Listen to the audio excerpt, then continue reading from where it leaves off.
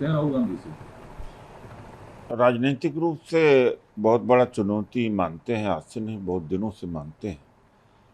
और 2004 से 2009 से जब उन्हें लगा फ्यूचर लीडरशिप से इन शेपिंग में है, मनमोहन सिंह जी के समय में ही, तब से जोक बनाना और जो ना भी बोला हो उसको उसको मिस रिप्रेजेंट करना, और जैसे एक तरफ से आलू डालो तो दूसरी तरफ से सोना, ऐसे सारे भ्रांतियां या इस तरह के अफवाह फैला कर के इमेज खराब करने का काम बहुत किया था।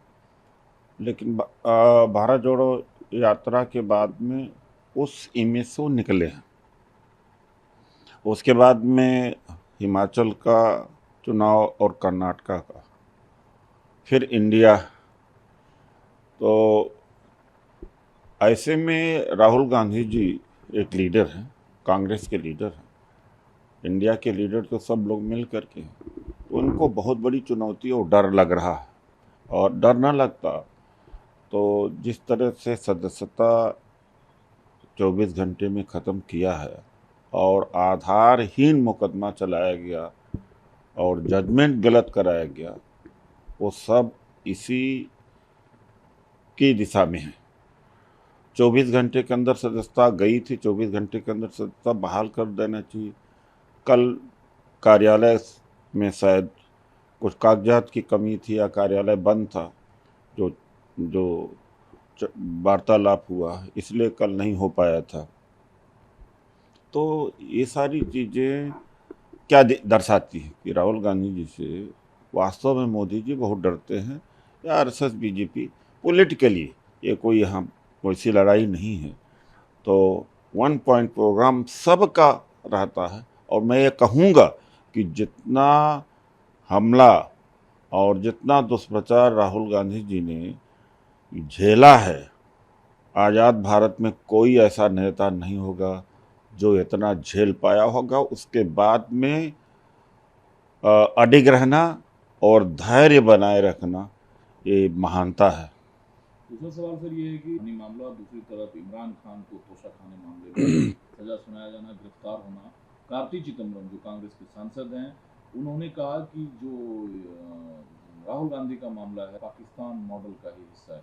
क्या आप मानते हैं कि भारत का लोकतंत्र पाकिस्तान के लोकतंत्र के बराबर है, भारत की जो लोकाशाही है वो पाकिस्तान की लोकाशाही के बराबर है? नहीं, ऐसा बिल्कुल नहीं है। लेकिन जब से मोदी जी आए हैं तो बहुत सारे ऐसे कार्य हुए हैं और हो रहे हैं जो पाकिस्तान या फेल्ड डेमोक्रेसी में हुए हैं। फेल डेमोक्रेसी में जिस तरह से राहुल गांधी जी को फंसाया गया, सजा दिया गया 24 घंटे के अंदर, बिल्कुल तथ्य नहीं। न शिकायतकर्ता ओबीसी जाति से है, न ओबीसी कोई विशेष मोदी कोई विशेष ओबीसी जाति है। किस आधार पर कराया है? कोई आधार तो है ही नहीं। तो क्या यही तो पाकिस्तान में होता है? भारत की डेमोक्रेसी बहुत बड़ी डेमोक्रेसी है। और लेकिन जब से मोदी जी आए हैं तो हालत तो पाकिस्तान से खराब भी है। जैसे फ्रीडम ऑफ प्रेस है। फ्रीडम ऑफ प्रेस में 161वें पोजीशन पर है। तो इसमें तो कार्तिक चिदम्बरम कंपेरिजन नहीं कर रहे हैं।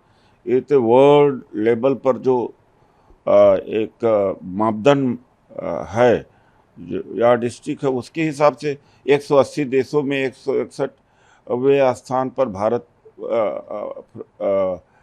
प्रेस फ्रीडम में है। तो क्या बताता है? लेकिन सर, पाकिस्तान में सजा सुनाई जाती है तो क्या पाकिस्तान भारत के मॉडल को फॉलो कर रहा है, मोदी के मॉडल को फॉलो कर रहा है? राशिद अल्वी जो कांग्रेस के सांसद रह चुके हैं, नेता हैं, उन्होंने भी कहा कि जो पाकिस्तान है वो भारत के मॉडल को फॉलो कर रहा है। इसका मतलब ये हुआ कि पाकिस्तान में इमरान खान को जो सजा सुनाई गई वो बेबुनियाद है, बेकार है, कानून के हिसाब से न्याय संगत नहीं देखिए, है। ऐसा है, जैसे चुनाव लड़ने से रोकना एक नई प्रक्रिया हुई है। और पहले भी पाकिस्तान में मेरे ख्याल से, जहाँ तक मेरी जानकारी है, नेता भले जेल में गए हों, जाते रहते हैं वहाँ पर। वो फेल्ड डेमोक्रेसी है पाकिस्तान, फेल्ड कंट्री है। लेकिन जिस तरह से प्रतिबंधित किया गया इमरान खान को चुनाव लड़ने से, यहाँ भी वही कराया गया है। खैर यहाँ एक लॉ है, कानून के तहत कराया गया कि 2 वर्ष की जो सज़ा प्राप्त करेगा वो चुनाव नहीं लड़ सकता, तो कंपैरिजन नहीं किया जा सकता है। लेकिन मैं इतना ये कह सकता हूँ कि ये दोनों मामले लगभग एक जैसे हैं। सारे मामले, बहुत सारे पैमाने होते हैं एक कंट्री को दूसरी कंट्री का कंपैरिजन करना, उसका इंस्टीट्यूशंस, उसकी जुडिशरी, उसकी अर्थव्यवस्था, पॉलिटिकल सोच, पॉलिटिकल एक्टिविज्म, अर्थव्यवस्था, तो सारा जगह नहीं तुलना की जा सकती। पाकिस्तान कहाँ फेल्ड स्टेट, भारत कहाँ एक जनतांत्रिक देश, इसकी तुलना तो नहीं है। लेकिन इस मामले में, लेकिन मोदी जी जिस तरह से मनमानी करते जा रहे हैं, तो एक दिन भारत भी फेल्ड कंट्री हो जाएगी आगे आने वाले दिनों में। वन मैन शो जिस तरह से चल रहा है। तो जैसे उन दोनों नेता का बयान है, कह रहे हैं कि जो इमरान खान पर कार्रवाई पाकिस्तान में हुई वो भी भारत के मॉडल का एक हिस्सा है। हाँ, मैं कंपैरिजन तो नहीं करता हूँ। पाकिस्तान एक फेल्ड डेमोक्रेसी है, असफल जनतंत्र है, कोई जनतंत्र नहीं, ISI कंट्रोल करती है। अब एक तरह से हम देख सकते हैं कि पाकिस्तान मॉडल हम भी फॉलो कर रहे हैं। ED और CBI, इनकम टैक्स, वही रोल अदा कर रही है जो ISI करती है। ISI राजनीति को कंट्रोल करती है, यहाँ ED कंट्रोल करती है। ED के डर की वजह से बीजेपी में बहुत सारे लोग शामिल हुए, जो बीजेपी में, जो ED में फंसे होते हैं, बीजेपी में शामिल होते हैं, मुकदमा की कार्रवाई रुक जाती है। तो जो ISI की भूमिका है पाकिस्तान के अंदर, कि जिसको चाहते हैं सत्ता में बने रहेगा, जिसको नहीं चाहते नहीं सत्ता में बना रहेगा। बेसिकली टकराव इमरान खान का ISI से, आर्मी से ISI से। तो ISI का ही भूमिका में हम यहाँ देखते हैं ED, इनकम टैक्स, CBI की विपक्ष के खिलाफ कार्रवाई करना और उससे पॉलिटिक्स को प्रभावित करना। अब ये जो छगन भुजबल और एक सीरीज है, चाहे छगन भुजबल हो, चाहे आपका अजीत पवार हो, प्रफुल्ल हो, पटेल हो, हेमंत बिस्वा शर्मा, नारायण राणे हों या शुभेंदु अधिकारी हों, यही नहीं, MLA तो कई कितने हैं, वो मालूम है कि मजबूरी में चले गए हैं ED के डर की वजह से, और जैसे सत्ता से बाहर जाएंगे वो सब निकल आएंगे। तो ये मैं वहाँ का जो आर्मी है, वहाँ का जो ISI है, वो मैं समझता हूँ कि ISI हमारी ED के जैसे वो राजनीति प्रभावित करते हैं, उसी तरीके से ED, CBI, इनकम टैक्स अब भारत की राजनीति को प्रभावित कर रहे हैं। सर, ये सवाल इसलिए आपसे पूछना, राहुल गांधी जब गए लालू यादव से मिलने, तो तेजस्वी यादव ने कहा जो लड़ेगा वो जीतेगा। ठीक है, ये कहा जाता है डेमोक्रेसी में। इस पर जो केंद्रीय मंत्री हैं अश्विनी चौबे, उन्होंने कहा ये बेशर्मी की हद है। एक तो राहुल गांधी की सजा पर सिर्फ रोक लगाई गई है, उन्हें दोष मुक्त नहीं किया गया है, उस पर अभी फैसला आना बाकी है। लेकिन बेशर्मी की हद है कि बड़े समुदाय को अपमानित कर ये लोग अट्टहास कर रहे हैं, मजे ले रहे हैं और कह रहे हैं जो लड़ेगा ये जीतेगा। ये सीधे तौर पर भारत के OBC और पिछड़े समुदाय का अपमान है, और ये लोग, ये जो जनता है, जो वोटर है, ये बदला लेगा। अश्विनी चौबे क्या OBC से हैं क्या? हाँ, OBC का नेता ये देश जातियों का है, और सवर्ण समाज के हैं। OBC के कब से नेता बन गए कि OBC के बारे में बोलते हैं? तो बिना मतलब कहते हैं कि कूद जाना, बेगाने के शादी में अब्दुल्ला दीवाना। तो OBC की आवाज़ वो थोड़ी है। जब OBC की आवाज़ हो जाएंगे तब पता लगेगा। ठीक है। जो सर अभी में सर्वे का काम, इस पर असदुद्दीन ओवैसी ने आशंका व्यक्त करते हुए कहा है कि अगर एएसआई की रिपोर्ट सामने आती है तो उन्हें आशंका है, डर है कि 23 दिसंबर या 6 दिसंबर जैसी दुर्भाग्यपूर्ण घटनाओं की पुनरावृत्ति फिर से भारत में हो सकती है। एक बात मैं पूछना चाहूँगा कि 50 एमपीओं की पार्टी कांग्रेस 4 राज्यों में अपनी सरकार है, बाकी साझे में भी सरकार है। उतना महत्व मीडिया उस पार्टी को नहीं देती जितना एक एमपी की पार्टी एमआईएम को महत्व देता है। वजह क्या है भाई? ये जो बीजेपी के कंट्रोल में मीडिया है, बीजेपी इतना अधिक इनको कवरेज करा रही है कि और लोग बोले तो कोई मतलब नहीं, ये बोल जाते हैं तो मतलब होता है देश का। ये नहीं समझ में आज तक आया। सर आप मीडिया को क्रिटिसाइज कर रहे हैं, ठीक है, लेकिन आप रफा दफा क्यों करते हैं? आप उन्हें पास क्यों दे रहे हैं? आप उसे क्लीन वे क्यों दे रहे हैं?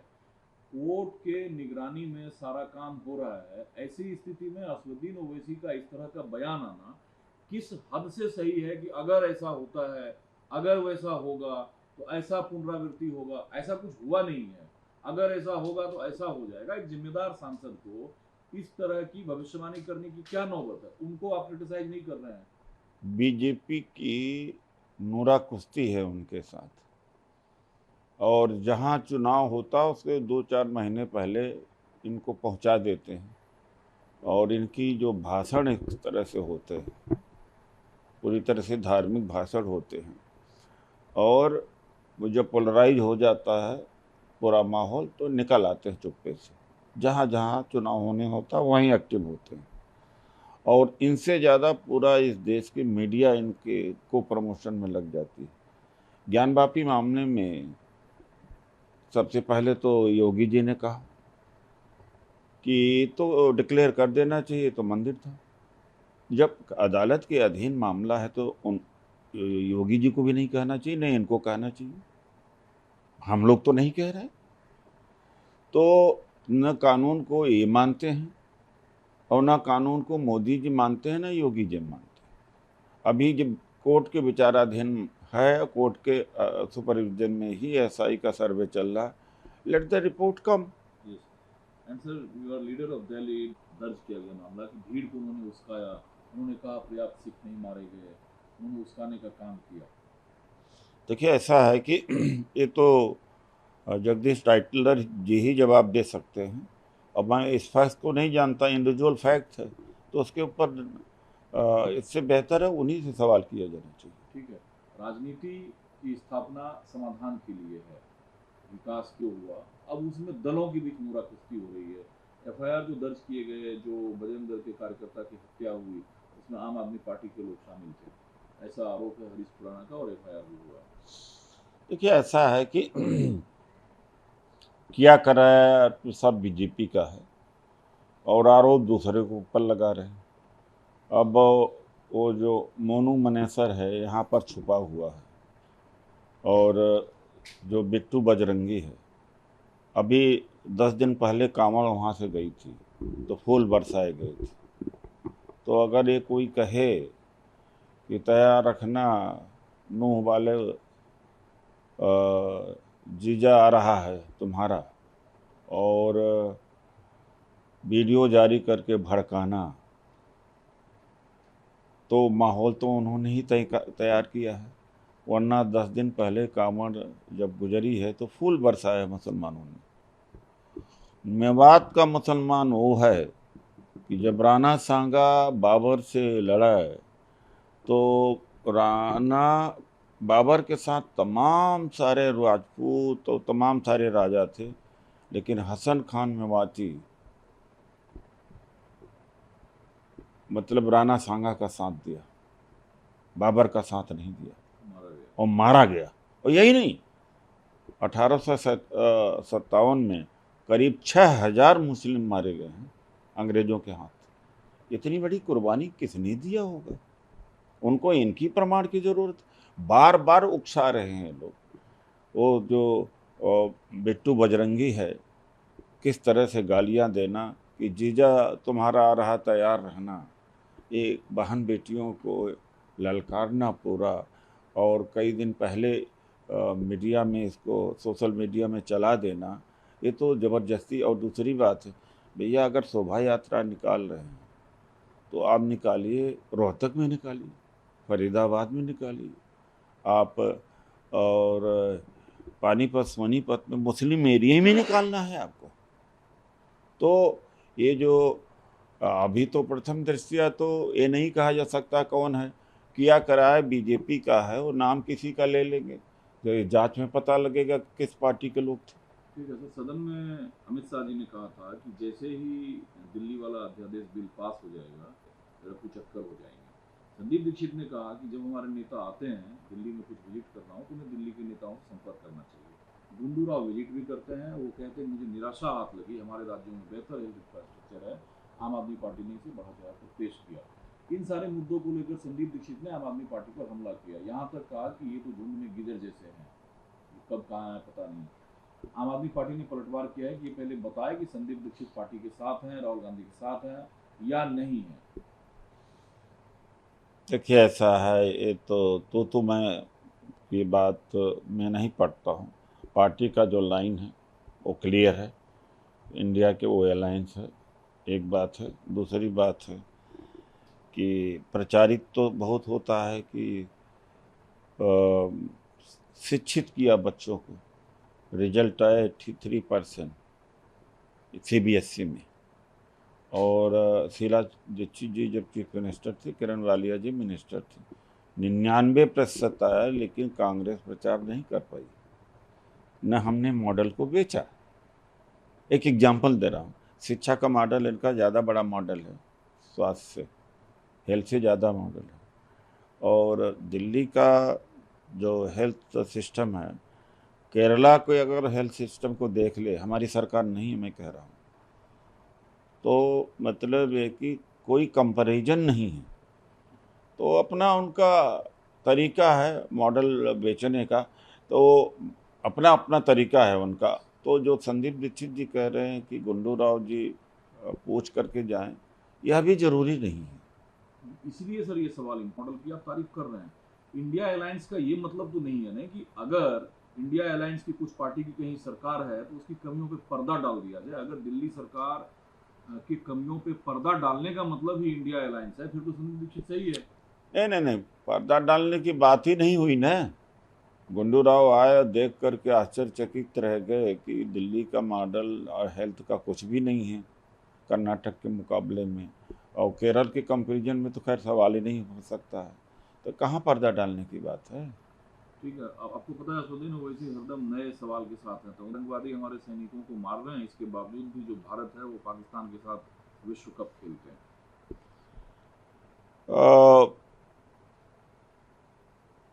जब जब कोई बहुत बड़ी उपलब्धि की घोषणा केंद्र सरकार करती है कि देखिए धारा 370 हट जाने के बाद में बड़ा अमन चैन, बड़ा विकास कश्मीर का हुआ है, तो पता नहीं रिएक्शन में आतंकवादी कुछ न कुछ करके दिखा देते हैं। यानी जो भी अपनी पीठ थपथपाते हैं उसको वो चुनौती दे देते हैं, और इसीलिए 3 लोगों को मार दिया परसों। आपका खुद का बयान है कि मणिपुर के लोगों का मणिपुर से ध्यान भटकाने के लिए हरियाणा में नूह की हिंसा हुई। आप अपने खुद के बयान को और आगे बढ़ाना चाहते हैं? बिल्कुल बढ़ाना चाहता हूँ, इसलिए बढ़ाना चाहता हूँ कि इतना बड़ा पुलिसिंग सिस्टम है और सब कुछ पहले से ही पता था, टेंशन बहुत पहले से माउंट हो रहा था, ऐसा नहीं। फिर भी सरकार ने नियंत्रण करने की कोशिश नहीं किया झगड़ा। तो इन्हें झटका कहाँ लगा है कि गुर्जर साथ नहीं दे रहे हैं, जाट नहीं दे रहे, दलित नहीं दे रहे, ये हो गए हैं अब अकेले। कोशिश तो इन्होंने किया था कि नूह से एक माहौल बनेगा, लेकिन हरियाणा में माहौल इनके खिलाफ हो गया है, क्योंकि जो पहलवानों के साथ इन्होंने किया, किसानों के साथ किया है ये, और जो मेवात के मुस्लिम्स हैं किसान आंदोलन के लिए पर लंगर लगाया था और किसान आंदोलन के साथ में थे, और बजरंग दल और बीएचपी किसानों को मारने की बात कर रहे थे और पहलवानों को यहाँ से जंतर मंतर पर भगाने की बात कर रहे थे। अब वो लोग भूले नहीं हैं। इस मामले में कहा कि मणिपुर की घटना से ध्यान बांटने का प्रयास तो बहुत किया था कि पूरा हरियाणा जल जाए, पूरा नॉर्थ इंडिया जल जाए, लेकिन इनको साथ नहीं लोगों को मिल रहा, नहीं अभी जला देते ये लोग। तो ज़्यादातर जाट महासभा का, गुर्जर का, दलितों का, सबका बयान आ रहा है कि गलत किया गया है बजरंग दल का, हम इनके साथ में नहीं हैं। यहाँ तक जा रहे हैं कि हम इनके साथ हिंदू बनने के लिए तैयार नहीं हैं। तो वहाँ ये मात खा गए।